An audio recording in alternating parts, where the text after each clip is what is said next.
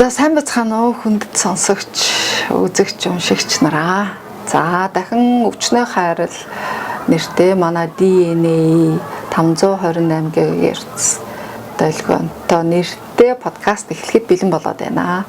За энэ подкаст анх удаа уулзж байгаа хүмүүс ахын бол намайг Баясгалан гэдэг их барих эмэгтэйчүүдийн чанга ухааны доктор, их барихын салбарт 27 жил ажилласан ийм эмэгтэй байна.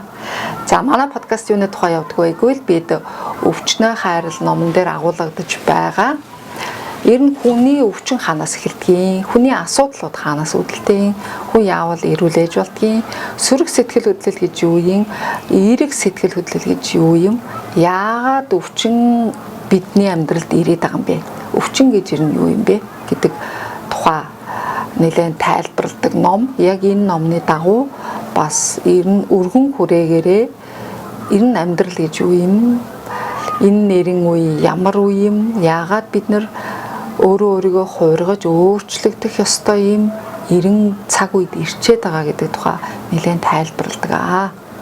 За энэ тайлбарлах явцдаа бид нэлээд далд ухамсарлуугаа өнгийг шаардлагатай болдог, өөрийнхөө дотоод руугаа өнгийдэг, дотоод ирч хүчээ гаргадаг, өөрийнхөө нөөц боломжийг яаж ашиглаж энэ амьдралд илүү аз жаргалтай, илүү асуудалгүй амар тайван амгалан амьдарч болох тухай ерөнхийдөө мэддэг чаддгаа та бүхэнд ярьж өгдөг юм аа. Бас ойлголтуудыг өгдөг.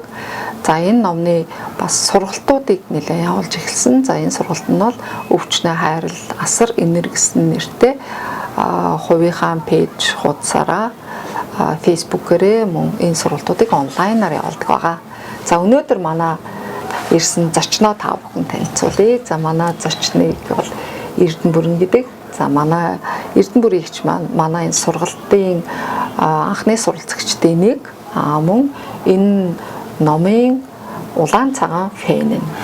Өвчнөө хайрал гэдэг номыг бол бүрэн уншиж ойлголтоо авсны дараагаар мөн сургалтанд нь суугаад амьдралдаа нэлээд өөрчлөлтөд оруулж эхэлсэн мундаг санхүүч мэргэжилтэй ихч байгаа. За манай бүрэн ихч маань өөрийгөө танилцуулаад энэ номны тухай анхны сэтгэлдээ болон сургалтанд орж ирсэн түүхээсээ бид нартай хуваалцаач.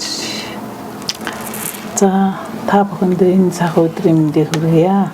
Зоригтой шүү. Манай бүрэн ихч. Манай Баясгалан багшийн маань одоо энэ гайхалтай номын подкастуудын сонсогч үзэгч та бүхэндээ хайр талархлыг төвшүүлье.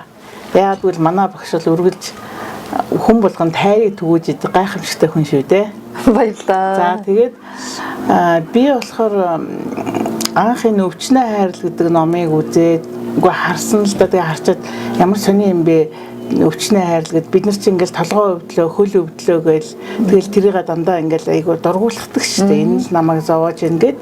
Тэгтэл тэр бидний тэгж бодож байсан өвчнийг хайрал гэсэн ном гараад тэгэхээр нэг сонин санагдаад тэгээд энэ номыг ер нь бол уншиж үзээгээд авсан байсан. Тэгсэн чинь нэрэн Баясгалан багш маань өөрөө подкастууд хийсэн мэс номныхоо тухай тэгээд 18 подкаст хийсэн тэрийг бүгдийг үзсэн. Бүр толцсон. Тий.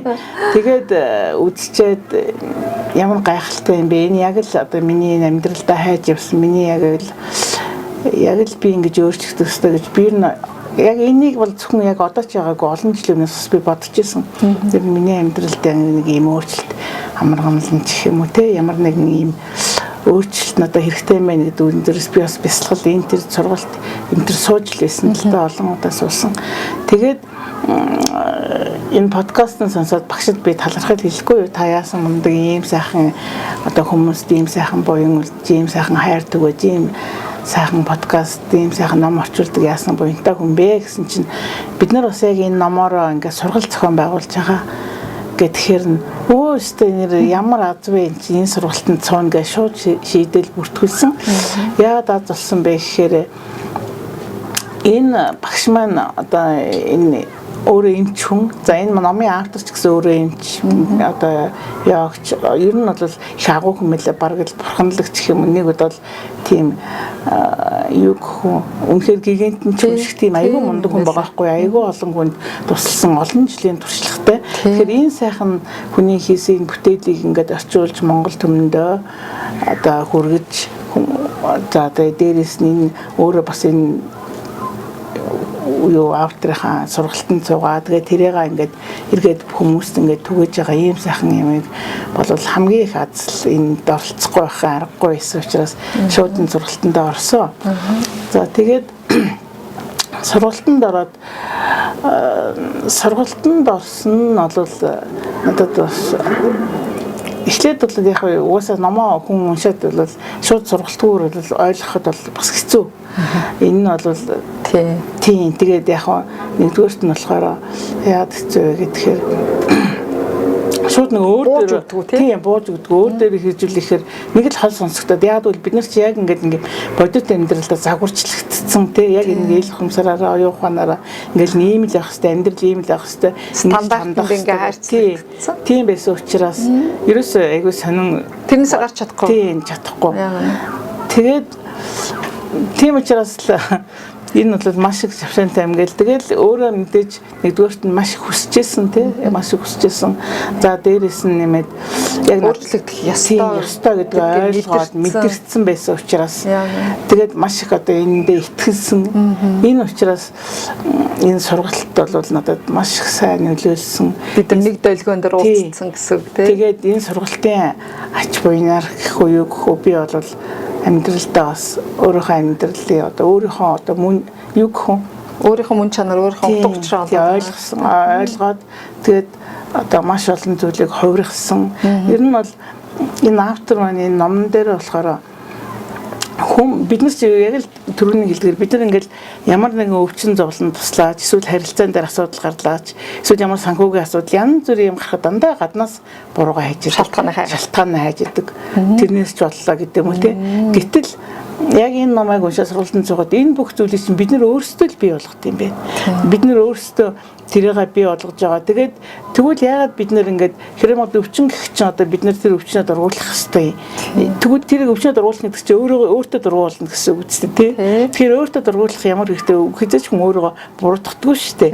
Тэр өөрийгөө хайрладаг. Тэр хэмжээгээр бас өвчнөө хайрладаг бас утга учир нь бас энд байсан байх гэж ойлгосон л доо. Тий. Тэгээд энэ автор маань нэг одоо бид нэр яагаад өөрөөсөө болдог гэхээр бидний сэтгэл хөдлөл зан авираас болвол одоо бид нар дэндүү амьтлаг сэтгэл хөдлөлтөө өдөртөд сурцсан. Тийм.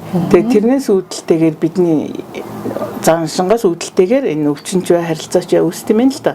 Одоо сөрөг гэх үү те? Тийм, сөрөг сэтгэл хөдлөл. Тэгэхээр зөвхөн энэ одоо энэ Синельников болохоор зөвхөн энэ номон дээр болохоор би зүгээр мэдээж тэрнээс олон ч явахгүй яг ингээд тохиолсон бол нэг 27 хүний сэтгэл хөдлөл зан авиртай холбоотой одоо тийм чанаруудыг тайлбарлсан байгаа байхгүй юу?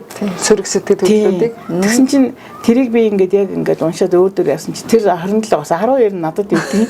Тэр сэтгэл хөдлөл. Тэгэхээр чин тэр 12 надад байгаа юм чи би яаж чи ирүүл байх уу? Яаж би сайхан харилцаатай байх уу? Яаж би одоо тэр асуудалгүй амьдрах уу? Яг тэн дээр нь тулчаад иж байгаа байхгүй юу? За тэгээд энэ альва өвчний шалтгааныг олно гэдэг чинь эдгэрлийн 90% нь гэж бараг 99% гэж тайлбарладаг. Тэгэхээр одоо энэ шалтгаанууд олжээ. За одоо манай эднэр ихч тэгээд аль нь ямар техникээр алийг өөрчлөөд явж байгаа юм лээ. Хоёулаа чинь. Ер нь бол энэ сургалтаар болохоор зөвхөн бид нар ч эхлээд нэг 70 хүмүүстэйгээ харьцаж сурж байгаа байхгүй юу. За тэгээд нөгөө дотоод хувиргалтын аргууд гэдэг одоо өөр дөр ингээд би юугаа одоо дотоод өөрийнхөө нөгөө түр ярьсан шүү дээ. Ингээд сэтгэл хөдлөл зан авирынхаа айлын засах гэдэг тий. А тэгтэл дотоод хувиргалтаар болохоор өвчин ч юм уу эсвэл тухаас нэг асуудал ч юм уу тий харилцаа ч юм уу нэг юмаа сонгож аваад тэрийг хувиргаж байгаа. Тэр дотоод хувиргалтын техникүүдийг бүр яг ингээд детальчлан зааж өгөөд өдөртөд багш явсан. Үнэхээр сайхан байсан. Яг над дээр тэр нэг явагдсан байхгүй юу? Эрдэнэ мөрөгчийн нөгөө нэг өөрийнх нь одооны байгаа амьдралынхаа асуудал дээр тулгуурлаад бид нэр шалтгааны 70 ухамсараас нь хайсан тий. Тэгсэн чинь 10-аад асуудал гарч ирсэн. Нөгөө сөрөг сэтгэл хөдлөлөөс гадна тодорхой бүр үйл явдлууд хүнтэйгээ дүрстэйгээ орж ирсэн тий. За тэгээ манай бүрнэгч чинь хамгийн бүр бага байхдаа нэг гүтгэгдсэн нөхцөл байдал үүссэн. Тэр нөхцөл байдлаа бол бүхэл техникүүдээр нь хувиргаад шүү дээ. Тэрний байсан байггүй л ерөөсөө санаандгүй байдлаар дүүгийнхаа нүдний нэг хэсэг рүү гадна нөгөө юуг нь ансхийн галны цог үсрээ түлцсэн нэг тохиолдолсэн. Тэгээ тэрнээс нь болоод ээжтэй загнуул зэмдүүлээд тэгээ хамгийн гол нь өөрийн очоод түлцсэн юм шиг тийм сэтгэгдэл дээр хамаатайг нь хөөгч сууж байгаа гүтгцэн гэж ярьж байгаа байхгүй. Яг жоохон байсан л да би 5 нас жоохон байсан. Тэгээд юмны нөгөө дүүнч жоохон. Тэгээд тэр чин тэгж ойлголтыг авчиж байгаа учраас итгэл үнэмшил би хүмүүс намайг ингээ гүтгэждэг юм байна. Хүмүүст ингээ би хүмүүсээс хамаарч амьдрдаг юм байна гэдэг ойлголт буруу итгэл үнэмшил суучж байгаа юм тий. Энэ буруу итгэл үнэмшлээс үүдэлтэй бүх хорвоо ертөнцийн тийм төст тохиолдож байгаа зүйл болгоныг дандаа буруугаар хүлээж аваад явцсан. Яг тийм. Тэгээд тэрнээсээ болоод гэр бүлийн, санхүүгийн өөр бусад харилцааны асуудлууд их үүссэн гэж яриад байгаа тий. Одоо яг ийм тохиолдол бол одоо миний амьдралд юу гэдэг одоо өдний наслахт чинь зөндөө тохиолдож байгаа байхгүй тий. Тэгээ яг тиймэрхүү яг тэрнтэй төстэй юм гараад ирэнгүүт л яг тэгэл өөрийгөө ингээл хаагаал за энэ миний л буруу ах би л ингэчих шиг боллоо гэл өөрийгөө буруутгаал өөрийгөө шүүмжлээд өөрийгөө бүр ингээд дотгошоо хайрцаглаад эхэлсэн. Тэгэхээр эн чинь бол бас айгүй муу чанартай юм биш үү? Эн чинь болохоор өөрийгөө нэг хоруу тийм маш хоруу өөрийгөө бараг л нэг юм үүсгэж төрмгийлж өөрийгөө бараг өсгөж байна. Тийм. Өөрийгөө устгах програм эхлүүлж гисэн явж байна л гэсэн би гэж байгаа тийм учраас миний ингээд сэтгэл хямраал өгүүлж нэг өөр юм өөр одоо орчин ч юм уу өөр амьдралын хэв маяг ч юм уу тий өөр харилцаа ч юм уу ийм юм хүсэл хайгаа явуулсан юм шиг байна. Яг энэ тохиолдолд. Тэгээ яг өөрөө өөрийнхөө хайж эхэлсэн үе нь бол энэ чинь хэдэн жилийн өмнө эхэлчихэж байгаа шүү дээ. Тэгэл яваал гэхдээ яг энэ сургалтанд орж ирэнгүүтээ энэ миний энэ асуудлаасаа гарч чадахгүй яг яах ёстой гэдээ өөрийнхөө утга учираа олохгүй байгаад байсан шалтгаан нь хаана байсан бэ гэсэн чинь тэр багтаа олсон травмаас үүдэлтэй байгаад байсан байна гэдгийг бид нэр илрүүлсэн. За тэрийгээ бид нэр энергийн хувьд хувийн төвөө өөрчлөлт гаргачлыг хэрэгэлсэн. Дээр нь дотоод хуралтай гаргачлыг хэрэгэлсэн. Тэр удаа бид нэр дүрслэлийн аргаар өөрчлөх хувиргал техник хүртэл хэрэгэлсэн тий. За тэгээд маш их талархлын болоод нөгөө далд ухамсаас орж ирж байгаа болон өөрийн дотроосоо гарч ирж байгаа бодол, эмоцо бичдэг тэмдэглэлийн аргыг бас манай хэрэгжүүлсэн тийм. Манай талархалч бол маш их гоё бичдэг. Талархал бол үнэхээр гайхалтай. Гайхалтай. Тэмдэглэл бас аюу гайхалтай. Тэгээд тэрийг хувиргаад одоо ч өчнөө юм байгаа шүү дээ мэдээллийн хугацаанд тий. Тэгэхээр тэр болгоныгоо би одоо надтай тохиолдож байсан ямар нэгэн харилцаанд одоо тий сөрөг эрг харилцаанд орж байсан хүмүүс ч гэдэг юм уу тий. Тэгэл тэр бүх миний амьдрал тохиолж байсан юмуудыг одоо бичээл тэгэл өршөөхөж өөрчлөх тавьж явуулж хувиргалтаа л хийгээд байгаа байхгүй. Энд чинь бид нар яаж байгаа вэ ерөөсөө сэтгэлгээнийхээ энэ аргачлалыг өөрчилж байгаа байхгүй. Бид нар нөгөө харах өнцгөө өөрчилж байна гэсэн үг тийм. Юмыг нөгөө талаас нь харж эхэлж байгаа. Тийм нөгөө нэг тэмдэгний нөгөө альва нэг юмны нөгөө талыг нь харахаар шал өөр харагддаг. Одоо бүтэн зургаар нь хар гэж ярьдаг шүү дээ. Одоо бид нар жишээлбэл тий. Одоо нэг видео заримдаа Facebook дээр ингээд видео явж байдаг шүү дээ. Нэг хүн эренгүүд хажуунаас нэг хүн ирээд түлхэл хайждаг тий. Тэнгүүд нөгөөх нь унаад гимтчихдэг. Гэтэл бүтэн зургаар нь харахад тэр хүний дээрээс нь асар том юм унж ирж байгаа үед нь тэр залуу түлхээд өөрөө ч унаад тэр хүнийг унгаагаад тэгтээ тэр хоёул амьд үлдэж байгаа. Тэр бүтэн зургаараа харуул нэг хүнийг амарч байгаа байхгүй юу? Тэр зөвхөн тэр жижигхэн наатлынх нь өнгөц ингээд харж байгаа харагдцаараа харах юм бол нөгөө харах өнцгөрөө харах юм бол тэр хүнийг тэр залуу авчиад түлхээд унгаачиж байгаа зураг харагдаж байгаа. Тэгэхээр энийг л хэлээд байгаа юм тий бид нар юмыг бүтэн зургаар нь энэ миний өвчний шалтгаан надад байгаа юм байна. Би өөрөө бүтээгч сөнөөгч юм байна. Тэгэхээр би өөрийнхөө амьдралын эзэн байхын тулд альва асуудлын хариуцлагыг өөр дээр авах хэрэгтэй юм байна. Хариуцлага авна гэдэг нь миний өвдөж байгаа, миний шаналж байгаа, миний асуудлын цаана хийж байхгүй. Тэрний цаана өөрөө л би байгаа гэдгийг ойлгоод байгаа. Гэтэ олон хүмүүс энэ сургалтанд орж ирэхдээ өөрийнхөө амьдралынхаа мөн чанар өөрөө амьдралынхаа утга учир олох гэж маш их орж ирдэг байхгүй. Тэгээ би та бүхэн сургалтын дээр зааж ирснийг та нар эргээд сануул. Хүн нөгөө өөрийнхөө амьдралынхаа утга учирыг олохын тулд олон ийм зүйлүүдийг ингээд эргэж бичээд ойлголтыг ингээд тодруулж авах хэрэгтэй. Нэгдүгээр юу гэдгүү гэхээр хүн энэ амьдралдаа өөрийнх нь омогшлыг төрүүлж байгаа, багтал, баясал төрүүлж байгаа тэр зүйлээ бичиж эхлэх хэрэгтэй. Одоо та талархлаас гадна өөрийнхөө амьдралд болсон үйл явдлаас гадна бичиж тэмдэглэх зүйлүүд ингээ нэмэгдэж штэ. Энийг ганцхан өөрөөрөө тогтохгүй цаашаа та үр хөвгтөө зааж өгч болох байхгүй. Омогшил төрүүлж байгаа, багтал баясгал төрүүлж байгаа зүйлээ бичиж эхлэх хэрэгтэй. Жишээлбэл би хизээж морины уралдаан хараад тэр наадмаар уралдаж ирсэн морийг хараад би тэгэж баярлаж миний нулимс гоожно гэж хизээж санаагүй байтал нэг удаа би тийм морины уралдаан амьдралдаа би нэггүй удаа соёол ингээ уралдааныг очиж үзсэн чинь би бүр ингээ уйлаа зогсохгүйс бүр гайхаад ямар гоё юм бэ. Тэр цусан байдаг зүйл байгаа байхгүй. Гэтэл яг энэ шиг ийм омогшил бардан ийм баяр багтал хүргэсэн зүйлээ хүн дотроо байнгын төсөөлж явж явах хэрэгтэй юм байна. Тэрийгэ төсөөлж явж явах үед яадгүй хэрэг хүний далд ухамсар тэрэнд асар их тийм ад жаргалын даавруудын нэмэлтээр гаргаж өгдөг юм. Нөгөө серотонин нэг, нөгөө ацетил холин нэг, нөгөө нэг дофаминыг ялгарч өгдөг юм. Ингэхээр яадгүй хэрэг хүний нөгөө мотивацлах зүйл нь тэр болж таарч штэ. Дараагийн нэг зүйл нь би та нарт юу гэж хэлээд байлаа нөгөө өөрийнхөө хийх дуртай хоббигоо бити мартаараа. Үргэлж тэр хоббигоо сэргээж агаараа. Дандаа юм шинээр сонирхож байгаараа. Баян хөгжиж байгаараа. Тарих яг булчин шиг гинэ. Далд ухамсарч ялгаагүй.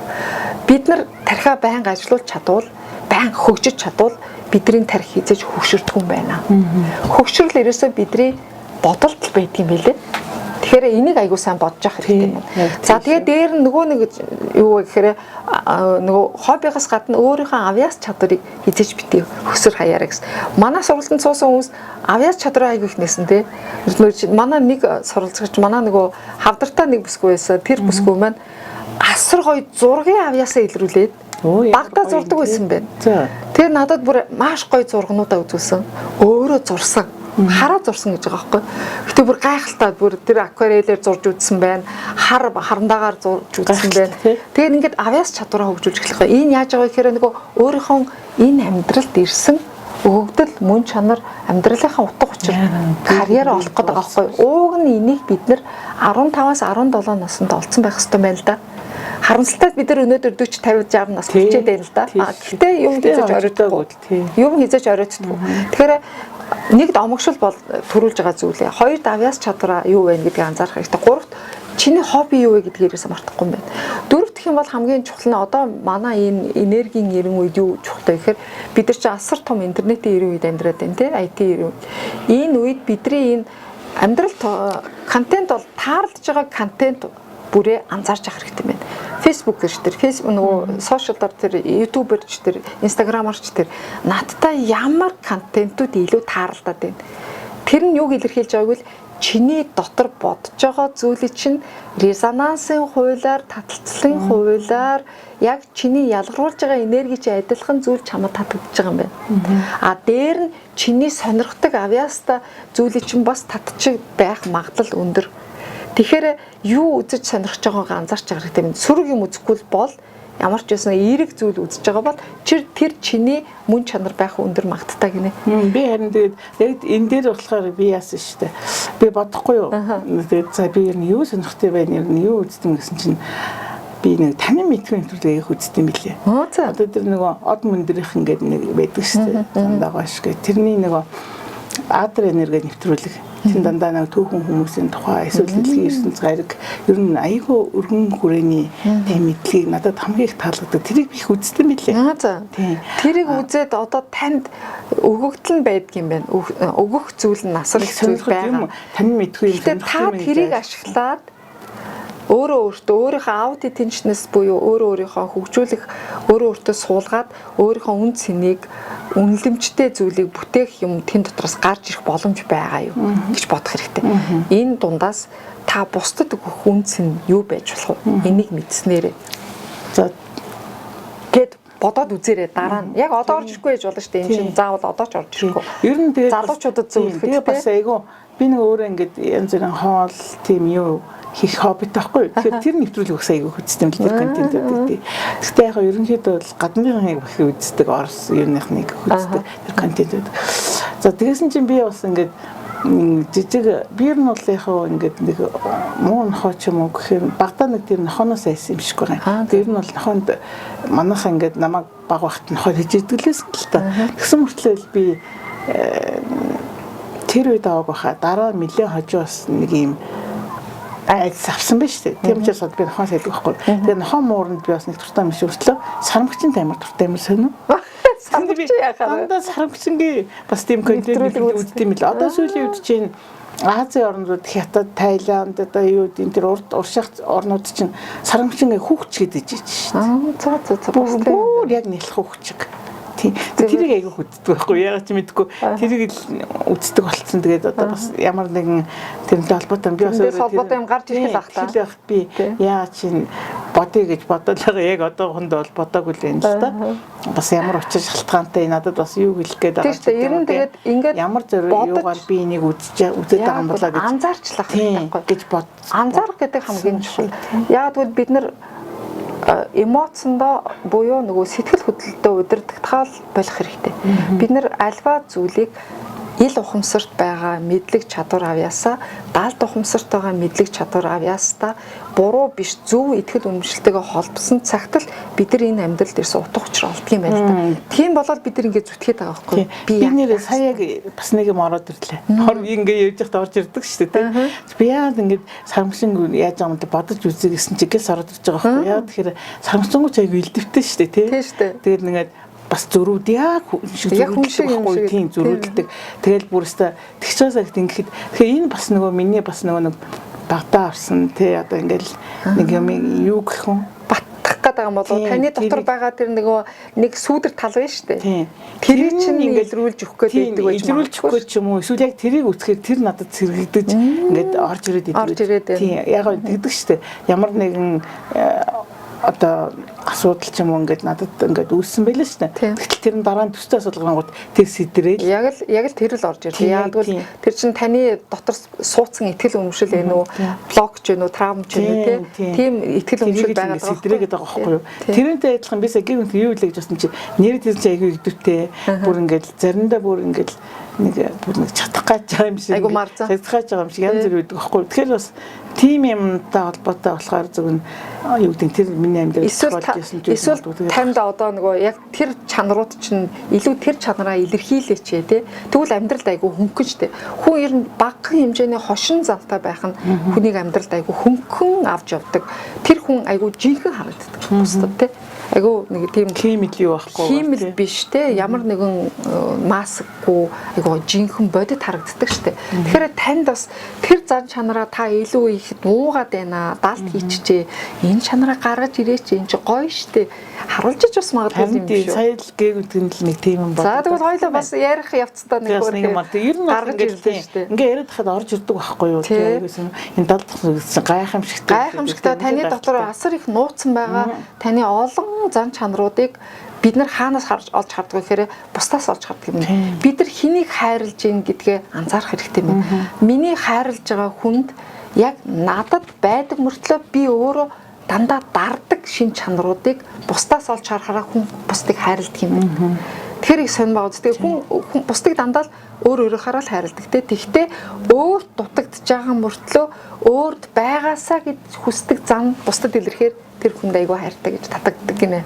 За уусаа бидний дотор бодол сэтгэл чинь гадна тал нь тусгална. Тийм бидний тусгал гадна байгаа шүү дээ. Тэгэхээр хэрвээ чи бусдаас бас нөгөө тал нь гэвэл бусдыг чи буруутгаж байгаа, шүүмжилж байгаа, бусдад таалагдахгүй байгаа тэр шин чанар бидний дотор л яг бидний дотор бас байдаг. Үнэн яг тэр бүр тэр та таталцлын үйл ярьсан тусгалын хууль, тийм. Тэгээд дээрэс нөгөө нэг ямар юм гэсэн тэрийг л өөртөө татаад таталцлын үйл ярьсан. Яг л тэр бүр амьдрал дээр бүр тэгэхээр байдаг. Тэгэхээр энэ хуулиудыг бид нар ойлгоод хүлээж аваад үнэхээр одоо нэг хүнтэй би муудалцах жилаа гэж бодъё. Тэр хүний нэг чанар нь таалагдахгүй байлаа гэж бодъё. Тэрийг хилээ тэр хүнтэй муудалцах нь хэрэгтэй юу? Муудалцахгүйгээр харин энэ хүн чинь надад миний тэр муу чанарыг л хэлж өгөөд байгаа юм бэ штэ гэж нэг сургамж аваад нөгөө нэг муудах гэдэг хүнээ миний багш гэж ойлгоод нөгөө сайн муу хүн гэж байхгүй гэж хэлээд байгаа штэ. Миний багш энэ хүн надад ийм л хичээл заах гээд ирчиж тэгэж ойлгож аваад энийг нөгөө медалийнхаа нөгөө талыг нөгөө мөнгөнийхөө нөгөө талыг харуулад ойлгочих юм бол амьдрал маш хөнгөн болдго юм байна. Тэгвэл бид нар уурлахаа болдог. Ингүүл бид нар амьдралдаа хариуцлагатай болоод бид нар асар эмпатитай хүн болох гэдэг байгаа байхгүй нөгөө бусдын оронд өөрийгөө тавьж үзээд бусдыг илүү хайр инэрлийн нүдээр одоо яг тийм юм хэлжээд байгаа шүү дээ. Яг хүн ингээ юм хэлсэн ч гэсэн яг л нэг 10 секунд гэдэг шиг бодож байгаа байхгүй. За би юу ч хариулвал эн чинь ингээд сөрөг юм хэлсэн ч гэсэн тий бүр заримдаа бүр гацж байгаа юм чинь та нөгөө нэг найзуудаа айгүй хөргөө өөрчлөөд байгаа байгаа шүү дээ. Яг ингээд нөгөө сөрөг юм хэлээд байгаа шүү дээ. Тэгэхээр чинь би нөгөө сөрөг юм хэлж чадахгүй тэр чинь би эргээр ингэж өөрөө дотроо бодож байгаа ихлээр эрэг тал нь юу вэ? Эрэг тал нь юу вэ? Энэ хөөх юм ингээд эсвэл надад ингээд энэ ингээд сөрөг юм хэлээд байх чинь эсвэл тэр юу надад байна уу ч гэж ингэж яг тийм мэдрэмжээ барьж аваад байгаа байхгүй юу? Тэгээ тэр мэдрэмжээ барьж авангуудаа би хариултаа нэг хэсэг хугацааны дараагаар юу гэж хэлэхээр тэгээд нөгөө өвчин асуудал болгон яагаад ирдэг гэдэг 3хан шалтгааны нэг нь энэ шүү дээ тий эрдэнэрч бид нар байгалийн хуулийг зөрчөөд сөрөөд лайх юм бол эсэргүүцэл лайх юм бол үл зохицол харуулаад лайх юм бол бидэрт өвчин ирнэ асуудлаасаа салахгүй. Тэгээд нөгөө стрессээс салахгүй. Хоёр дахь шалтгаан юу вэ гэхээр бид нар хэрвээ өөрийнхөө утга учраа мөн чанараа олоогүй нөхцөлд бид нар асуудлаас салахгүй өвчнөөс салахгүй. Сая бид энэ хоёрыг л яг хоёр талаас нь тайлбарчлаа. За гурав дахь нь юу вэ гэвэл түрүүн бас яриад өнгөрсөн нөгөө сөрөг сэтгэл хөдлөлүүдээ илэрхийлээд лах юм бол бид нар өвчин юмгээс салахгүй. Яагаад гэвэл сөрөг сэтгэл хөдлөл болгон яадгүй гэвэл хүний биед асар их чангарал, булчингийн чангарал, ерөөсөө холбоос эдийн чангарал, тархины чангарал, бүх судасны блок, энергийн блок үүсгдэг юм байна. Чангарцсан булчин шөрмөсийг дагаад цус урсахгүй. Аль нэг газар очиж саатна. Яагаад асар их гомдолтой, асар их айцтай хүний нөгөө зүрхэн чичрээд өвдөд идэг. Яагаад бол айцтай хүн зүрхээ чангалчдаг, зүрхний булчин чангалчдаг. Зүрх тэртээ дэргүй агшиж сулрах ёстой юмыг улам чангалчгаар тэр чангарсан зүрхийг та нар ингээд агшиж сулруулах гээд үзээрэй чадах уу, чадахгүй шүү дээ. Тийм уднаас бид нар зүрхээ нэ зүрх сэтгэлээ нэ тайван бол айцыг битээ. Айц 3 төрөл байдаг гэд би ярьдаг тийм. 3 төрлийн айц байдаг юм байна. Энэ хороод хүмүүсээ. Нэг нь юуны айц, мөнгө алдах айц. Хоёр нь юу вэ? Харилцаагаа алдах айц. Гурав дахь нь цаг хугацаагаа алдах айц. Тэгээ бид нар айгаад лах юм бол тэр айж байгаа зүйл чинь л биелээ болдго юм байна. Жо Диспенса докторын ярьдаг зүйл ерөөсөө л анхаарал хаашаа, энерги тийшээ. Бид нар хэрвээ цаг хугацаагаа алдах айц гэж юу вэ гэхээр бид нар өнгөрсөндөө санаа зовоод шаналал гэдэг. Тэгвэл бидний энерги өнгөрсөн лүгээ л урсаад идэг. Нөгөө шаналлыг дагаад хамаг энерги ирчвч аваад байгаа. Өнгөрсөн чи эргээд ирэхгүй шүү дээ. Тэгвэл энерги алдахгүй байх боломж нь юу вэ? Тэгвэл бид нар шаналхаа байлээ. Сөрөг сэтгэл хөдлөл илрүүлэхэ байлээ. Дээр нь ирээдүй болохгүй зүйлийн төлөө санаа зовхоо байлээ. Тэр бидний санаа зовдөг зүйлийн 95% нь амьдралд биелдэггүй юм байна. Энэ 95% хаан төлөө бид нар хамаг сэтгэл шаналлаа дагуулаад хамаг сэтгэл санаагаа зовоогоод хүүхдээ ирээсээ хөдлөхгүй хаашаа ч хөдлөхгүй чи битээ гаруул ингэ чинь чи энэ дугуй битээ бол тэгвэл гимт чинь энэ машин битээ суу тэгвэл аваарт орчин ингээл блоклоод байвал нөгөө нэг хүүхдүүдээ ирээсээ хаашаа ч хөдлөхгүй бид нар хүүхдээ бүрэн бүтэн нөгөө нэг буруу итгэл үнэмшил дунд нь хайрцаглаа хайчиж байгаа. Нөгөө матрицаас нь хаашаа ч хөдлөгдөх юм байна. Гэтэл саяхан би нэг түүх сонссон. 5 настай хүүхэд энэ чинь баг 10 жилийн өмнө 5 настай хүүхэд нэг Оросын нэг нутагт төрсөн юм байна. Ойроо ороод төрсөн. Тэгээ бүр таг гэж байгаа. Тэгээд тэр хүүхдийг за одоо өнгөрсөн баг гэдэг ерөөсөө нөгөө самнаа тэр хүүхдээ олоогүй. Тэгээд 5 хоногийн дараа нөгөө талд нь ингээд тойроод ингээд тайгаа тойроод нөгөө юу гарсан юм байна л да. Хамгаалт. Тэгсэн 5 хоногийн дараа тэр хүүхэд амьд эрүүл мэнд саруул тайгаа нөгөө талд гараад ирсэн. За тайгаад чинь тэр түүхийг Бехтерова гэж ширэнгөө Бехтерова гэж Оросын алдарт нөгөө өвчин судлаач эмч хүн баггүй нөгөө нэг шинжлэх ухаан судлаач. Тэгээд Бехтеровын нэртэй өвчин гэж бас байдаг байхгүй бүх нөгөө шүрмэс татдаг нөгөө булчин татдаг үе мөч тэгээд чангардаг юм өвчин байт юм байл. Тэгсэн Бехтеров эмч тэр түүхийг ярьсан. Тэгээд тэр хүүхэд яагаад 5 хоног юу идэж уугаад тэр хүүхдийг Москвад авчиж судалсан гэж байна. Маш их судалгаа хийсэн чинь эцсийн дүнд нь юу гарч ирсэн бэ гэвэл тэр хүүхэд ерөөсөө 5 настай хүүхдэд тэр буруу итгэл үнэмшил суугаагүй, айд суугаагүй, төгшөр суугаагүй, болохгүй гэдэг заагийг мэдгүй тэр хүүхдэд нөгөө оюун ухамсар хөгжиж дуусаагүй байгаа учраас тэр хүүхэд юмнаас айна гэдэг ойлголт байхгүй. Тэр хүүхд яасан бэ гэж бидний хилдэг жимсийг хүртэл идчихсэн байгаа тэр хүүхэд. Гэтэ хордоод өгөөгүй. Яагаад гэвэл тэр хүүхдэд энэ хортоо гэж тэрийг мэдэхгүй. Итгэл өмшил суугаагүй. Намайг амтын ирээд алчин идчин гэдэг ойлголт байхгүй. Тэгэхээр нөгөө итгэл үнэмшил байхгүй учраас тэр бүх ой тайгыг хүүхэд өөрийнхоороо аюултай гэж ойлгоогүй. Аюулгүй энэ амьдарч болох нөхцөлөд өдрийн цагт би ингээ алхаад харанхуй олцохоор нь модон дээр гараад унтаад байвал намайг хүмүүс олох бах би энэ тайгаас гарна гэж бодоод алхаад исэн байгаа байхгүй юу. Тэгэхээр эцсийн дүнд ерөөсө төөрцөн гэдэг нь факт байгаад байгаа боловч тэр төөрцөндөө тэр хүний өөрөө өгж байгаа өгөгдөл нөгөө нэг тайлбарж байгаа тайлбарлал нь өөр байгаа. Тэр хүүхэд би төрөхгүй, би энэ дотор үхэхгүй, амьд гарч болно гэдэг ойлголттой байсан учраас итгэл үнэмшил нь эерэг байсан учраас тэр хүүхэд тайгаас амьд гараад бодлого шүү. Тэгэхээр бид нар юу вэ гэхээр бид нар одоо яатсан бэ гэхээр бидний ерөөсөө тэр буруу энэ нөгөө нэг хайрцагласан ийм ойлголтын дунд амьдраад байгаа байхгүй энэ нийгэмд. Яг тэгвэл болно, болохгүй, сайн, муу, тий. Хар цагаан ингүүл тэгвэл тэгнэ дандаа бүх юмнаас бие биенээсээ хамааралтай юм амьдралд амьдраад байгаа. Гэхдээ хамаарч болно. Гэхдээ энэ хамаарал нь зөв байх хэрэгтэй байгаа байхгүй. Тэгэхээр бид нар айдас төгшүүр гэдэг юмнаас салах юм бол ирээдүйдээ санаа зовхгүй хойч өнгөрсөндөө шаналхгүй бол бид нар энерги алдахгүй энерги ингээд хуримтлуулж чадах юм байна. Энергийг бол бид нар энэ байгаль 5 махуудаас авчиж чаддаг хүмүүс юм байна шүү дээ. Нарнаас аавна, агаар салхинаас аавна, амьсгалж байгаа агаараар аавна, тий нарнаас аавна, хөл нүцгэн явж газар дэлхийгээс аавна, дээр нь хоолноос аавна, нойрноос аавна. Ингээд энерги нөхөж чадж байгаа мөртлөө энийг алддаг юм нь ерөөсөө хүний хоёрхан төрлийн энерги байгаа шүү дээ. Сэтгэл зүйн энерги, нөгөөх нь нөгөө бие махбодын энерги гэж байгаа. Бие махбодын энерги ингээд нөхчт юм байна. Тэгвэл бид нар энэ сэтгэл хөдлөлөөрөө асар их энерги алддаг болсод юм байна. Ерөөсөө бид нар сөрөг сэтгэл хөдлөлөөрөө бүх энерги алдчихдаг. Дээр нь бид нар нөгөө нэг өнгөрсөн ирээдүйдээ шаналснараа маш их энерги алддаг. За дээр нь нөгөө айцыг ярьж байгаа нөхцөлд болохоор нөгөө харилцаагаа айдсаасаа маш их энерги алддаг юм байна. Ерөөсөө нэг хардаал байдаг, ерөөсөө хянаал байдаг. Хизээж бид хүнийг хянж чадахгүй маань. Хянж хизээж өөрчилж чадахгүй. Тийм болохоор бид нар хянж болохгүй зүйлийг хянаад байгаа учраас бид нар асар их ирч хүчээ алдаад идэх юм байна. Маш их хүлээлт үүсгдэг учраас асар их ирч хүчээ алддаг юм байна. Юм хүлээхэ бол хинээс юу ч хүлээхэ бол. Бид нар энэ хороод өөрөө өөрснөө бүтээгч байхгүй юу? Хүлээхэ болоод дээр нь бидний нөгөө хийж дуусгаагүй ажлынхаа төлөө маш их энерги алддаг юм байна. Хийж дуусгаагүй ажлаа сэтгэл дотор тээгэл яваад байдаг тий. За өнөөдөр нэг маргааш тэрийг хийх ёстой амжсангүй. Тэг тусан бид нар асар их ирч хүчээ тэрэндээ алддаг юм байна. Тэгэж нөгөө хийж дуусаагүй ажилдаа энерги ирч хүчээ алдахгүй тул яах ёстой гэхээр тэрийг цаасан дээр буулгачих хэрэгтэй. Цаасан дээр буулгацсан ажлаа хараад яваад. Тэгвэл аяндаа хийчихнэ. Тэгвэл тэрийг тархин дотроо тэйхөө болждаг байхгүй юу? Тэгдэг юм байна. Нөгөө нэг хэцүү энерги алддаг зүйлгүй л нөгөө дуусаагүй харилцаа. Энэ одоо манай нэг нь маш өндөр байгаа. Дуусаагүй харилцаа ямар ч харилцаа яаж болно тий? Дуусгаагүй сөрөг нөгөө нэг хэрэлдээд уралцаад үлдээцэн харилцаач орж болно. Хин нэгэнтэй тий хамаатан садантайгаа найз нөхдөдтэйгээ амьдралынхаа хамтрагчтай эсвэл хайртай хүнтэйгээ ээж автахаа хүртэл. Тэгэхээр энэ харилцаагаа дуусгах хэрэгтэй.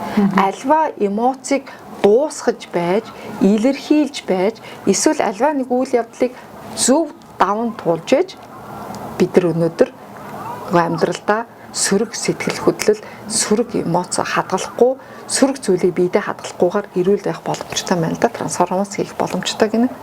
За нөгөө айдсын 3 дахь нь гэвэл нөгөө мөнгө алдах айдас. Бид нар ерөөсөө мөнгө, харилцаа, цаг хугацаа бүгдийг өмчилждэг юм байна. Өмчилж байгаа зүйлээ хүн алдахаас айдаг. Ийм болохоор л айдас байдаг. Ийм болохоор л түгшүүр байдаг. Тэгэхээр бид нэр түгшгөө болох хэрэгтэй. Айхаа болох хэрэгтэй. Ийм 3 зүйлийг өмчлөөл болох хэрэгтэй. Тэгвэл бид нэр бүх зүйлээ алдахаас айхаа болоод эхлэхээрээ түгшгэж болдог. Түгшилт бол ерөөсөө зүгээр бидний энэ оюун ухамсарт байдаг юм байна. Тэрнээс бол амьдрал дээр хизээж байдаг.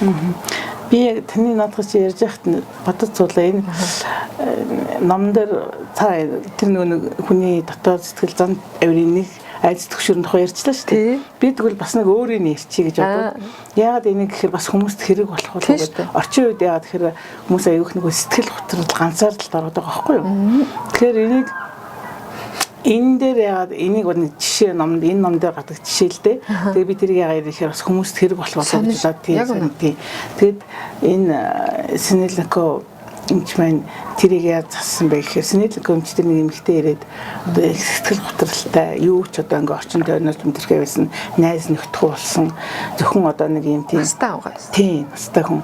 Тэгэл одоо нэг сүмд явдсан юм байна л да хамгийн нэг юм сүмд явдаг заяа.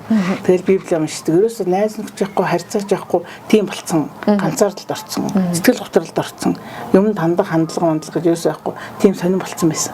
Тэгээ Синельников болохоор эхний эйжент нь би эмчилж болно. Гэхдээ нэг даалгавар өгье. Ямар даалгавар өгье гэхээр зөв та ингээд одоо цэцэг нөхч ингээд тарьж үтсэн үү гэсэн гоо тасалгааны ургамалтай юу гэсэн чи байхгүй гэд.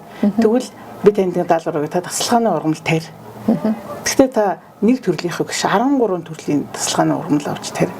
Та тасалгааны ургамал тарьж үзээгөө туршлагагүй юм бол тэр яаж тарьдیں, яаж арчидیں, яаж ургуулдаг ном авч судлаарай.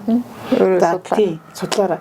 Тэгээд та тэр ургамлуудаа тариад тэгээд ингээд бэлгийн цэцгийн сав ав, суулгацын сав ав. Тэгээд тэрийг ингээд сайхан тарьж ургуулад суулгацсан ингээд болоод ирэхийн цагт та сүм рүүгээ аваачаад хүмүүст төрсөн өдрөөр хийж байгаа хүмүүст бэлэглээ шинэ гэрүүлж байгаа хүүхэд нь мэдлсэн хүмүүст хайр дүүр ингээ эргэн тойрны хөршүүдтэй гэдэг багхгүй юу.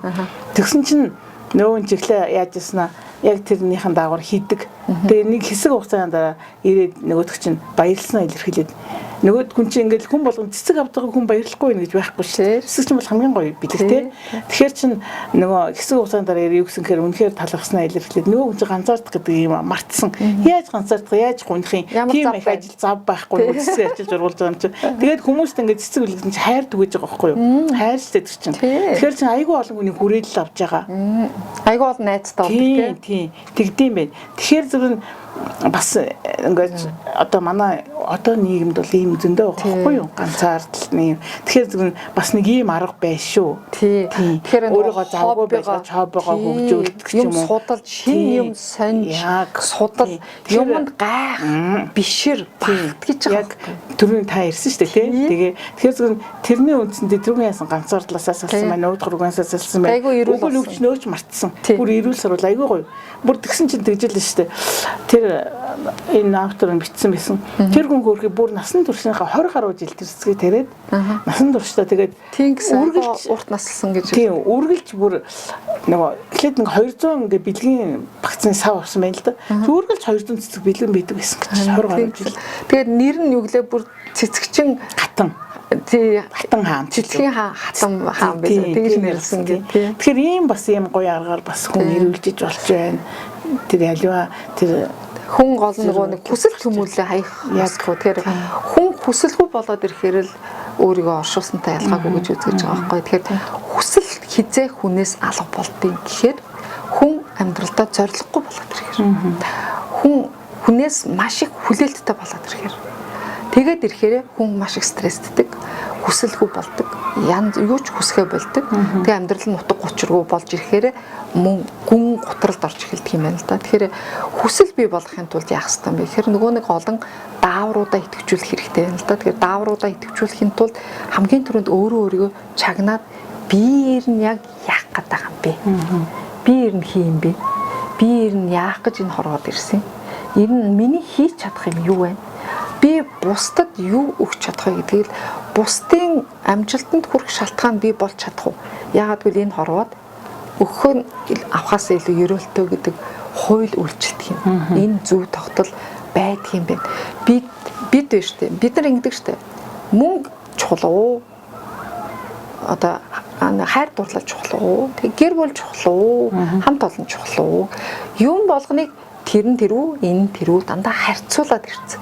А гэтэл одоо амьдралд бол хүн амжилттай байна, ад шаргалтай байна гэдэг бол ерөөсөө бүхнийг амжуулахын нэр гэж томьёолж байгаа байхгүй юу? Юу гэсэн үг вэ гэхээр бүх юм тэнцвэртэй, баланстай энэ хорвоод байх ёстой маа. Энэ балансыг юун дээр гэвэл нэгд чи өөрийнхөө амьдралынхаа утга учиртай байх ёстой. Энэ амьдралын утга учиртай зүйл чинь чиний хийх дуртай хоббитой зүйл чинь байх ёстой. Энэ зүйл чинь чиний авьяасан дээр тулгуурсан бовор бүр сайн. Ингээд энэ хийж байгаа дуртай ажил чинь чамд аз жаргал амьдралд чинь баяр баясгалыг бэлгэлгээс гадна бусдад бас хайр, инрэл, баяр баясгалыг өгдөг байх хэвээр. Гэхдээ энийхээ ачаар чи эрүүл мэндэ алдахгүй байх хэвээр. Нөгөө нэг хуучин ирний тэтгэл өмнөшөл байгаад байгаа шүү дээ. Нөгөө шаргуу хөдөлмөрлөл ёстой юугаач байсан хамаагүй зарцуулаад энэ амьдралд амжилтанд хүр гэдэг чинь буруу томьёололоо. Уучлаарай. Ингэх бишээ. Чи харин энэ дуртай ажиллаа хийгээд бусдад сайхныг түгээгээд явж явцдаа гэр бүлээ мартах ёсгүй. Хоёрт хамгийн чухал нь өөрийгөө хайрлахаа бити мартаарай.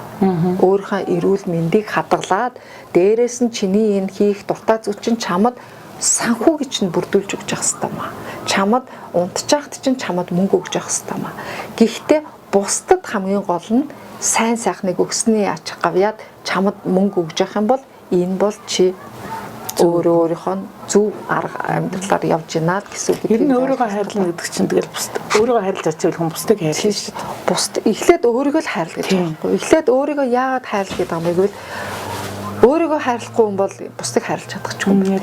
Бид нар бусдаас л хайр нэхэд байдаг. Нөгөө амьдралаа хариуцлагатай болохгүй байгаагийн хэлбэр энэ байна л да.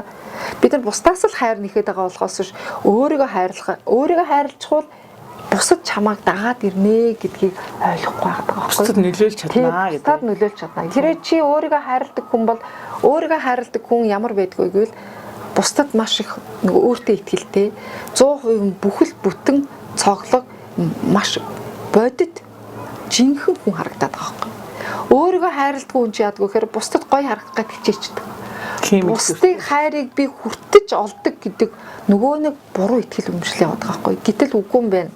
Бид нар байгаагаараа өөрөөрөө байгаараа байж чадах юм бол бусад бас намайг хайрладаг гэдгийг л одоо ойлгох цаг нь болсон юм байна л да. Түрүүн тагаас нөгөө хүсэл гэж ярьлаа шүү дээ. Бид нар юу хүсэж байна? Тэрийг бидний 70 дахь өмсөр үнэхээр гайхамшигтай тий. Юу хүсэж юу зөв илэрхийлэх ёстой гэдгийг. Тий. Одоо бас номон дээр бас нэг жишээ ярьчмаар санагдаж байна л да. Одоо нэг энэ Снеллик авторын нэг хоёр найз нь нэг компанид ажилладаг байсан байгаа. Тэгсэн чинь тэр компани нөгөө эдийн засгийн тий одоо бизнесийн дампуураад нөгөө чинь халагдчихгүй юу? Хоёулаа 50 настай байгаа юм. Тэгсэн чинь хоёулаа халагдсан. Тэгээд хоёр найз болохоор зөв хүний нэг өөрийнх нь л үү штэ. Түрүүний одоо нөгөө хоёр найз болохоор хоёр өөр хандлагатай байгаа байхгүй юу? Нэг нь болохоор зөв өөстө нэр би одоо 50 нас хүрсэн намайг одоо хэн ажилд авах вэ? Би яг одоо өөрийнхөө мэргэжлээс ажиллаж чадахгүй, эсвэл би өндөр цалинтай ажиллаж чадахгүй. Тийм итгэл өмшөлтэй тийм. Өөрийгөө бүр ингээд эрт. Тийм. Гэхдээ тэр нь заавал ажил хэрэгтэй амьдрахын тулд тэгээ нөгөө чи айгүй олон газруудад ингээд анкета явуулаад ингээд явуулсан зандаа татгалцсан яваад байсан байгаа байхгүй юу? Яг л өөртөө ямар ч итгэлгүй шүү дээ тэр хүн тийм. Өөрийгөө үнэлэмжгүй байна. Тэгтэл нөгөө хэсэг хугацааны дараа зайлшгүй стил нэг өөрийнхөө мэдлэл шал ондоо. Гэтэ айгүй дагуур цалинтай ажилд орчиж байгаа. Гэтэл нөгөө хүн яасан гэхээр бухимдсан мэдээж салгацсан бухимдсан. Гэхдээ бухимдахтаа тэр бас эерэг хандлагатай байсан. Яг тэгэхээр би энэ байгууллагт айгүй олон жил ажиллажлаа шүү дээ. 20 жил ажиллажлаа. Яагаад би одоо энэ байгууллагаас ингээд гарч болохгүй гэж яагаад гэвэл намайг өөр одоо газар боломж одоо шинээр нэгдэж байгаа ч юм уу тий. Би өчнөө ийм олон жилийн туршлагатайгүй юм чинь би өшөө газар ажиллах юм бол өшөө би сайн ажиллаж чадна, өндөр цалин авах боломжтой, би ажлын туршлагатай гэд. Тэр нөө чи өөртөө байгаа бүх ингээд эерэг чанарууд гэдэг юм ур чадваруудаа ингээд чагсааж бичээд авах цалингаа хүртэл бичиж чаад тэр нэг найз дээр очиод тэгээд би одоо ингээд ажиллаж хаалгацсан. Тэгээд одоо надад ингээд ажил хэрэгтэй байна. Гэхдээ би ийм чадна. Би тэгээд ийм цалин хүсэж байгаа. Ингээд хэлдэг байхгүй юу? Тэнгүүт нөгөөд нь сонсч ирсэн найз нь өө тийм үстэй яг манай найз нэг шинэ компани байгуулсан. Яг тань шиг хүн хэрэгтэй байгаа. Би одоох ингээд уцтаад тэгээд ажиллаад бүр хилцэн захирлж байгаа нэг хэлцэн захирлж байгаа байхгүй. Тэгээд нөгөө авъя гэсэн айгүй өндөр цалин өөрөө яасан яад бол нэг өөрийгөө үнэлж штэ. Би энэ ажлыг хийж энэ байгууллагт ийм цаг нар одоо юугаар зарцуулж байгаа юм чинь эрдэмтлээс асуулж байгаа юм чинь би ийм цалин авах хэрэгтэй гэд тэгэл тэр цалин гаргаж байгаа. Тэгэхээр хүн юу гэж те одоо хүсэж бишээ юу лээ. Тийм ээ тийм. Тэгээ ямар ихтгэл үнэмшилтэй тэрэн дээрээ суурлаад нөгөө хүсэлэн ч гэсэн яг л тийм байдаг болж дараа. Тэгэхээр ихтгэл үнэмшлээ өөрчилж чадах юм бол бид нэр энэ амьдралаа бодлоо өөрчилж чадна. Бодлоо өөрчилж чадсан болгож тийм шүү дээ. Тэгэхээр бид нэр одоо яг энэ номоо уншаад сургалтандаа суугаад те өөртөө итгэлээ нэмдүүлээд тэгээд өөрийнхөө зөв одоо хүслээ илэрхийлж зөв ийм хандлага шилжих юм бол бид нэр юунд ч үрж боломжтой байна. Ерөөсөө энэ хорвооч нь үнэлгээ өгөх боломжгүй өгөөмөр баян хорвоо байгаад байдаг. Баян. Тэр учраас бид нар өөрснөө л өөрийнхөө үнэлэмжээр л альва байдал дүгнэлт өгөөд буруу үнэлгээ дүгнэлт өгөөд яваад байгаа болохоор одоо сая 2 тэр ажилд орсон 2 хүний жишээ шиг те нэг хүн бол би чадахгүй өөрийгөө дутуу үнэлж байгааг нэг хэлбэр те нөгөөх нь болохоор итгэл үнэмш нь өөр вэ штэ. Энэ надад шинэ боломж өгч байна. Өөр талаас нь хараад. Нөгөө талаас нь харж байна те нөгөө медалийн нөгөө талаас харангууд боломж гарч ирлээ. Тэгвэл би ингээ надад юу байна? Миний үнц нь юу байна гэж харж штэ. Гэтэл өөрийнхөө үн цэнийг мэдрэхгүйгээр энэ хорвоод маш олон өөрийнхөө дургуй ажлаа хийгээд явж байгаа хүн зөндөө байна. Гэтэл өөрийнхөө үн цэнтэй гисэн зүйлээ өөр чамд бол жишээлбэл үнц нь байж болно. Ямар үнц нь гэдэг үнц нь гэдэг юу вэ? Үнэнч байдал те шаргуу тэгээд нөгөө хичээнгүй байдал, үнэнч байдал, маш их хөдөлмөрч зан. Тэгэхэд өөрийн тэрийг чадварч байгаа. Хийж чаддаг зүйлтэйгээ хослуулаад өөрийнхөө тэр олон жил хуримтлуулсан туршлагатайгаа нийлүүлэх юм бол энэ хүн уулыг ч ирүүлж чадах байхгүй. Тэгэхээр бид нэр энийг ойлгох цагт бол амьдрал илүү easy амархан болдог гэдгийг л бас энэ ном маш их ойлголтуудыг өгдөг те. Ууг нь бол эргээд уншихад үнэхээр гайхалтай. Гайхалтай гэхээс өөр арга байхгүй.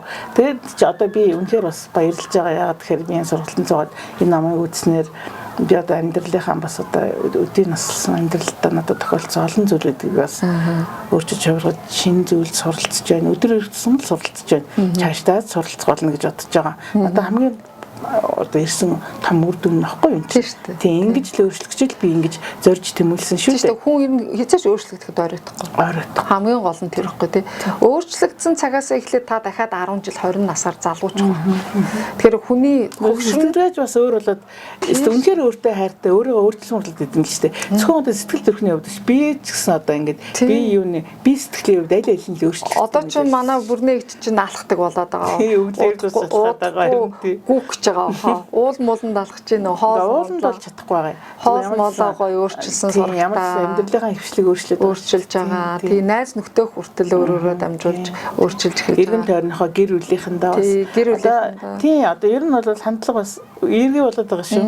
Яг үнэ. Надаас ингээд одоо жишээлбэл би ч гэсэн бас ингээд харьцан дээр өөрчлөлт гардаг байгаа байхгүй. Танаа гэр бүлийн хүн ч гэсэн гайхаад байна гэж байна. Тэгээд урд нь бол ямар нэг юм ингээд шууд одоо төс тас хийх юм. Уцаартаа ч юм уу ямар нэгэн хэлбэрээр ингээд хүлээж авдаг байсан бол одоо үгүй эргээр бодоод жоохон бодож байгаа арай эргээр нөгөө тал нь одоо юу хэлэх гээд энийг ингээд надад ийм юу гараад сургамж ирүүгээ гэж тэр утгаар нь хүлээж аваад яхаар зүг хүмүүс ч гэсэн дагаад одоо бас яг над чиг хандж байгаа юм чинь. Яг тийм. Тэгэл та өөрийнхөө тусгалыг л олж хараад байгаа хүмүүсээс тийм.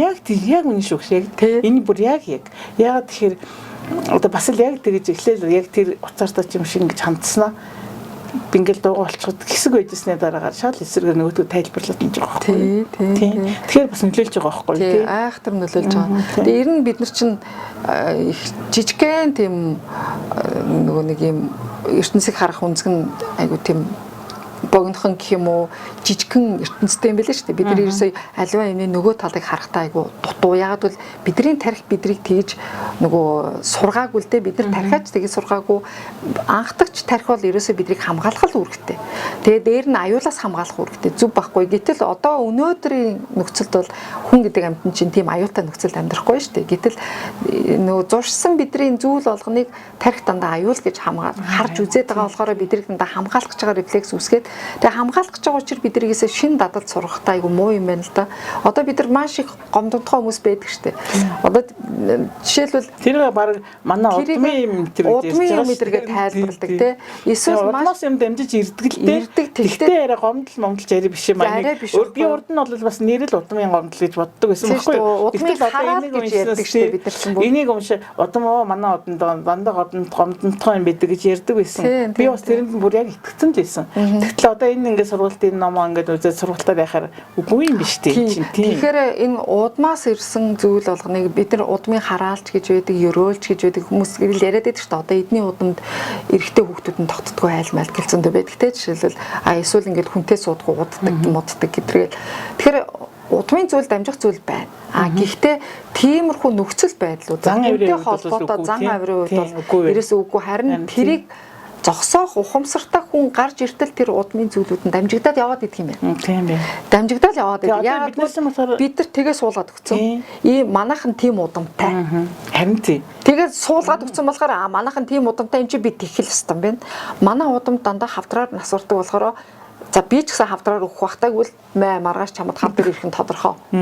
Тэгэхээр гítэл энийг ухамсарлаж ойлгож хүн гарч иртэл хорвоо дэлхийн энийг ингээл дамжуулаад яваад идэх юм байна. Тэгэхээр одоо бид нар болохоор энэ яг юм зааг эрен үед ирсэн хүмүүс баггүй. Яагаад гэвэл ямар зааг дээр ирсэн бэ гэвэл бүх зүйл эн чинь бидэртэй холбоотой байна. Тэгэхээр бид нар оюун ухамсарт хүн энэ зүйлийг ухамсарлаж ойлгосон учраас та би өнөөдөр удмаар ирсэн зүйлч байна уу? Эсвэл хойч үедээ дамжуулах ёсгүй зүйлүүдийг өнөөдөр таслан зогсоох эрх үүрэг биднэрт ирээд өгчихсөн. Энэ үүргээ ухамсарлаад өнөөдөр бид нар сургалтанд суугаад өөрийгөө хөгжүүлээд яг яах гэдэг юм бэ гэвэл эцсийн дүндээ зүгээр хорвоо дэлхийг сайхан болгох гэдэг юм аа.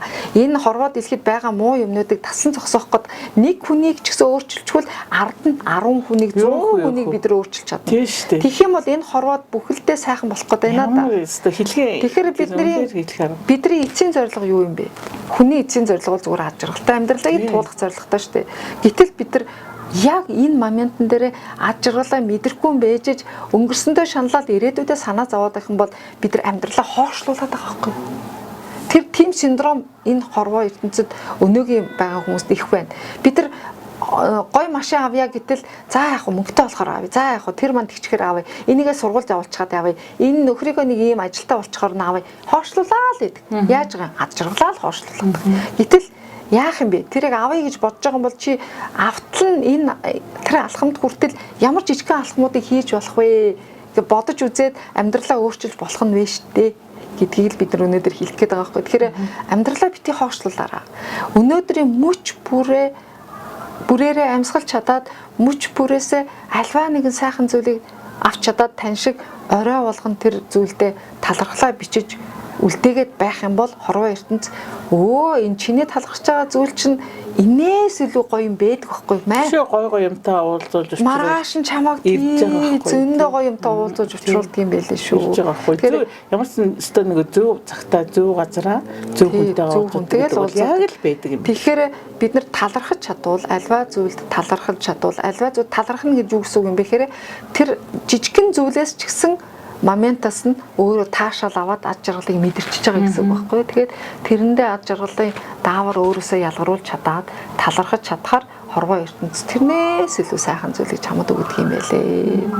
Тэр энэ зүйлийг бас манай бүрнээгч мэдснээрээ цаашаа өөр хүүхдүүдтэй АЧЦ-д маш олон үнэт зүйлүүдээ бид нар дамжуулж өгөх боломжтой байгаад байгаа. Тэгэхээр бид нар энэ бол энэ сургалтын гайхамшиг. Тийм энэ сургалтын гайхамшиг үнс нь эрдэл энэ бид нар ил ухамсарыг бидний мэдсэн сурсан бүх энэ тархиндаа суулгаж чадсан бүх зүйлийг бидний даалд ухамсартайгаа агуу их тэр тунгалаг ухамсар big data-тайгаа холбож чадсныхаа ачаар бид нар өнөөдөр амьдралдаа зөв газараа зөв зүйлээ зөв өгөгдлөөр ирсэн энэ сүнснийхаа үүргийг биелүүлж чадах юм бол тэгээ бусдад тэрүүгээр таашаал ад жаргалыг биелгэж чадах юм бол бид нар тэрнээсээ илүү ад жаргалтай амьдралыг өөрснөө ч гэсэн бэлэн болчиход байгаа юм. Тэгээ энэ зүйлийг л ойлгуулах гэж бүтэн сар л бид нар уулзалддаг тийм. Бүтэн саржингаа сургалтуудаа хийдэг, олон техникүүдийн заадаг. Гэхдээ гол нь техник заахтаа биш. Техник заах суур мэдлэгийг тавьж өгөх шаардлагатай байгаа байхгүй. Тэгэхээр тэр сургалтанд бол ерөөсөө онлайн сургалтандаа бол би яадаг вэ гэхээр гол суур мэдлгүүдийг аягүй их өгдөг те. Тэгээд тэр суур мэдлгүүдээ хэдэн талаас нь ойлгуулж өгөөд тэрийгэ өөртөө суулгаж чадаад техникүүдээ сурч чадах юм бол техник нь бол аягүй амархан. Тэгээд тэр техникийн хийсний дараа үр дүн бүр гайхалтай те. Тэр эхлээд ингээл нэг номооч үзсэн сургалтын цугааг байхдаа энэ нэстэ бас үнэхээр ойлгоход хэцүү, төвхтэй хэцүү юм сонсож байгаа байхгүй.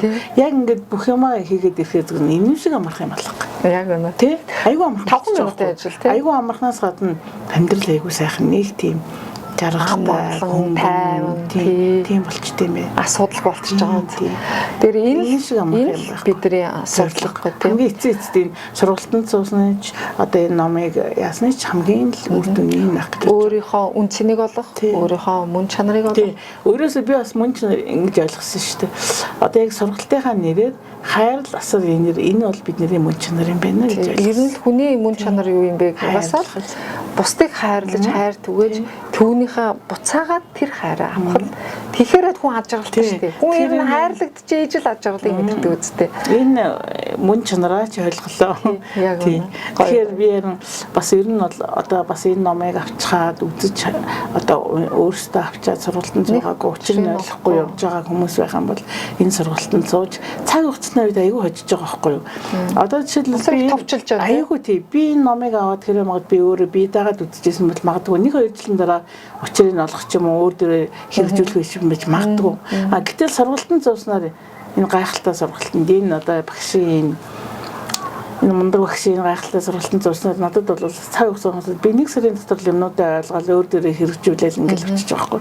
Тэгэхээр над чиг бас ингээд энэ номоо авчгаад учир зүгөө олохгүй байгаа хүмүүс яхан бол энэ сургалтанд цугаасаа гэж бодож байна. Тэгэх юм бол маш урд үрдэнд төрнэ цаг хугацааны хувьд, орон зайны хувьд бол та нарт маш их ач холбогдолтой шүү гэж бас хэлэх. Асар их цаг хугацааг хэмнээд асар их замыг товчилчихж байгаа юм байна. Яг тэгвэл энийг ойлгуулж өгнө гэдэг өөрөөрөө дамжуулсан түүхээрээ өөрөөрөө оруулаад өөрийнхөө тарихаараа бие махбодороо мэдрээд гаргасан хүний хувьд би энэ сургалтыг хийгээд бусдад заагаад байгаа болохоор энэ нь илүү бодтой, жинхэнэ бодит болж хувираад байгаа байхгүй. Тэгэхээр хүмүүс ч гэсэн яг тэрний дагуу намайг сонсохороо тэр хүмүүс тэр номонд итгээд байгаа юм биш, надад итгээд байгаа байхгүй. Тэгээ би энэ итгэлийн хамгийн гол нь даахал хэрэгтэй байгаа. Тэгэхээр би итгэлийг таалжлын л олон хүн хайрдаг гэж юм. Олон хүн тааж яг энэ баяр баясгалыг таныг бас тийм нэг эмгтээчүүд юм гэдэг олон эмгтээчүүдтэй бас энэ олон жил ажиллахтаа уулзчирч явсан баг. Одоо тэр хэрээр одоо над чиг энэ жигрийг л одоо олон эмгтээчүүдэд бас энэ сайхан хайраа төгөөж олон эмгтээчүүдийг өөрчилж амьдралыг ингэж өөрчлөн заншилт өөрчилж сайн сайхан амьдрал татж жаргалд олон хүний хүргээсэй гэж би бас бодож байна. Тэгэхээр таны энэ сургалтанд бас олон сайхан ээжүүд ороосоо ч гэж бодож байна. Эрэгчүүд юу нард нь байдэн. Гэхдээ эмэгтэйчүүд өөрсдөж юм бол эрчүүд аяндаа дагаад өөрсдөж. Тэгэхээр манай эмэгтэйчүүд айгүй манлайлагч шүү дээ. Ер нь бол юм болгонтэй цавлаг хаач явсаас дээ. Тэгэхээр мундаг. Тэгэхээр би бас дайчин байдаг. Тийм ийм олон сайхан ээжүүдийг бас өөрчлөөсөө гэж чин сэтгэлээсээ хүсэж байна. Олон сайхан ээжүүдтэй ч уриалж байна. Энэ сайхан сургалтанд суугаад өөрчлөлтөөрэй. Амьдралаа аз жаргал. За манайхан болгороо л. Манай бүрний эгч чинь хүсээгүй байтал ярих ёстой юмнууд дундуур нь хавчуулаад сургалтаар иглаад байна. Гэхдээ би бол энийг рекламж байгаа юм биш. Нэг ч гэсэн хүн амьдралаа өөрчлөөд ингэх юм бол хэрэг асуудалтай байгаа. Одоо энэ нийгмийн хэцүү үед бол нэг ч гэсэн хүн эерэг бодолтой, эерэг санаатай амьдралаа өөрчлөх юм бол аз жаргал хурдан хүрнэ. Нэг хүн өөрчлөлтөд цаана дагаад 40 олон хүн өөрчлөлт. За энэ хоёр сайхан номныхоо тэгээ сургалтынхаа ач тусыг хүртсэний хувьд цаашдаа багш нь бас олон сайхан энэ Снеллников энэ чинь номнуудыг гаргах байх гэж чинь одоо бас нэг ном гарчихсан байж байгаа шүү дээ тий. Хүсэл зоригийн хүчгээд энэ ном бас үнэхээр бас гайхалтай. Хүн хүсгэл юм бол хүслээ зөв илэрхийлэх юм бол тэрэндээ хүрч болдгийн гайхамшигыг бас энэ номон дээр байгаа. Багш бас сүүлийн хичээлийн хичээлүүд дээр энэ тухай ярьсан тий. Энэ тухай ярьж энэ техникийг бас заасан тий. Тэгэхээр бас одоо зөвхөн одоо өвчнөө хайр гэдэг ном биш бас энэ хүсэл зоригийн хүч гэдэг номон дээр шинэ ном гарсан. Энэ номыг та бас би хавлах урдаа бариад ирсэн. Өмнөх подкастаар бас харуулсан. Тэгэхээр энэ ном бас гарсан байгаа. Яг энэ авторын ном. Гэхдээ энэ ном бол маш товч тодорхой буюу ер нь хүслээ яаж биелүүлж, яаж зөв илэрхийлж, яаж авдаг юм бэ? Хүснээ энэ хорвоос яаж авдаг тухайн ном байгаа. Тэгэхээр та бүхэн энэ номыг бас номын дэлгүүрээс бас манай Facebook-ийг дагж байгаа бол гэртээ хургуулээд авч болно. Тэгээ сургалтнаас бас энэ номоор сургалтын дээр бас аягүй гоё ордог тийм. Тийм хоёр ном. Тэгээд одоо тэгээ бас ахаал хэлье. Үнэхээр одоо хэлээ. олон хүмүүсийн сургалтанд сууж, эрүүлжиж, амьдралаа өөрчилж, сайн сайхан аз жаргалд хүрээсэ гэж олон хүнийг би уриалж байна. Яг үнэ баярлаа. Тэгээ хүнд ер нь нэг гим нэг буян буюу зорилго л юм байна л да. Хүн ерөөсөл энэ амьдралд аз жаргалтай амьдрах гэж л нэгдэг нэг үүрэгтэй юм байна. Бурхнаас өгсөн үүрэг нь тэр. Нэг гимнэггүй л энэ амьдралыг аз жаргалгүй туулах нь бол хамгийн том гимн юм байна. Тэгэхээр аз жаргал гэж юу юм бэ гэвэл ерөөсөл чиний энэ мөч бүрт авж байгаа сэтгэл үеийг эерэг сэтгэл үүсгэж байгаа сайн сайхан зүйл болгон чинь чиний аз жаргалын мөч болгоныг бүрдүүлэх юм байна. Харилцааж орно. Сайхан харилцааж орно. Тэгэхээр энэ нийгэмд чи аз жаргалыг түгээх үү? Тэгээ нөгөө эсвэл сөргөөр нь сөрөг сэтгэл хөдлөл энэ муу мухаг түгээх үү гэдэг чинь чиний дотор юу байгаагаас л хамаарч байгаа. Тэгээ чиний дотор юу байх вэ гэдгийг чи өөрөө шийд. Дотроо чөтгөр суулгах уу, бурхан суулгах уу гэдэг бол чиний шийдвэр. Тэгэхээр бид нар бодлосоо л хүн өвддөг, бодлосоо л олж илааширч чаддаг. Бодлороо л бид нар аз жаргалыг амьлуулж чаддаг, түгээж чаддаг хүмүүс юм лээ. Тэгэхээр үг амьтаа, бодолж амьтаа, ухамсар биелдэг юм аа. Тэгэхээр бодолд байгаа зүйл болгон биелээ олж материалждаг, материалдагддаг тул та бүхэн минь бодлоо хянаараа өөрийгөө л контрол дороо бусдыг биш. Тэгээд эвэр дүнд нь амьдрал сайхан болохыг та бүхэн бүгдээрээ харнаа гэдгийг хэлье. Гайхалтай. За тэгээд манай подкастн дэрж надтай тасралтгүй цаг ярьсан бүр нэгчтэй маш их талархлаа. Тэгээд маш олон өөрчлөлтийн үр дүнг хүртээд дараагийн удаа бас дахиад подкастт ороход татгалзахгүй ах гэж найдаж байна. Тэгээд ойлоо өөрчлөлтүүдээс бас хүмүүстэй илүү сайхан ярьж өгөө. Дэлгэрэнгүй. Баярлалаа. За. Наа урьж оролцуулсанд энэ үнэн байдаг байхгүй. Үнэн яг амьдрал дээр үнэн болсон юмыг бол ярихад таатай өнөшөөч их юм их цаашаага ярмаар байна. Тийм. Даанч цаг урталчлаа. Тэгээд ахаад хэлий хүмүүс минь ээ. Амьдралаа өөрчлөх юм бол тий өөрчлөе гэж бодож байгаа бол энэ сургалтанд ороорой л гэж ахаад хүрээлж баярлаа. Ер нь бол амьдралаа өөрчлөе гэж бодож байгаа л өөрийгөө л өөрчил.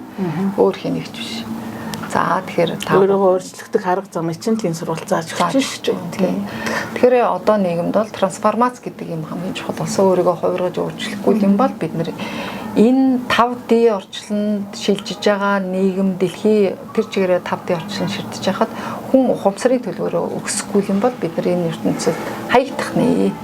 Энийг л ойлгуулахыг хүсэж байна. За тэгээд та гайхалтай номыг энэ гайхалтай сургалтыг энэ олон түмэнд хүргэх ямар тийм поинттэй ямар тийм хүч чадал ямар тийм сайхан юм юу гэдэг ерөөсөө үгээр хэлхийн аргагүй юм сайхан зүйлийг ингэж хийж байгаа юм бэ хийх болсон юм бэ гэдэг нь бол үнэхээр гайхамшигтай. Баярлалаа. Ястал нөгөө таны цаана өгдөл байх тийм намайг ер нь явуулсан үүрэгний нэсэн баг. Тийм баг. Яг би тэгж бодлоо. Тийм ч гэсэн баг. Би ер нь бусдад гэрэл түгээж баяр баясгалан бэлгэх хэрэгтэй хүн юм бэлээ. Тийм болохоор миний овог нэр ч гэсэн гэрлийн баясгалан. За та бүхэн маань манай би бас яг зүгээр л яач энэ нөгөө баясгалан багш маань подкастыг үздэг одоо сонсдог тэр хүмүүст бас сайн сайхныг хүсье. Таньдаач сайн сайхныг хүсье. Баярлалаа. Угаасаа сайн сайхан бүхэн биднэрт ирнэ. Тэгэхээр та бүхэнд маань подкаст болгоныг алдалгүй уншиж сонирхож хүлээж идэг та бүхэндээ гүнээ талархал илэрхийлье. Тэгээд сонсогчгүй бол би хэм бэлээ. Тийм болохоор та бүхэн минь үргэлж миний сонсогч байж үргэлж миний дэмжигч байдагт баярлалаа. Тандаа бас баярлалаа. Баярлалаа. За баяртай.